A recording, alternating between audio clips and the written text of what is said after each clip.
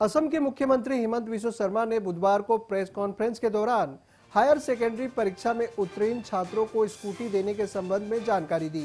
CM Himanta ने कहा कि अगले वर्ष से स्कूटी केवल 75% से अधिक अंक प्राप्त करने वाले विद्यार्थियों को ही दी जाएगी। सीएम हिमंत ने स्पष्ट रूप से कहा कि अगले साल से 60% अंक लाने वाले विद्यार्थियों को स्कूटी नहीं दी जाएगी। इसी वर्ष 60% अंक लाने वाले को स्कूटी मिलेगी।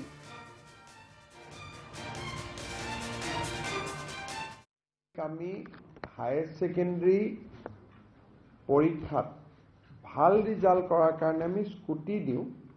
তেওঁলোকক আমি নিযুত মইনা আঁচনি অন্তৰ্ভুক্ত কৰা নাই, কাৰণ স্কুটি এখনৰ দাম প্ৰায় 70,000 টকা হৈ গৈ আৰু নিযুত মইনা আঁচনিত তেওঁলোকে আমাৰ বাকী ছোৱালীখিনিয়ে যদি 12,000 আমি 12 যদি 12,500 কৰি 3 বছৰতো দিওঁ 36,000 হয়।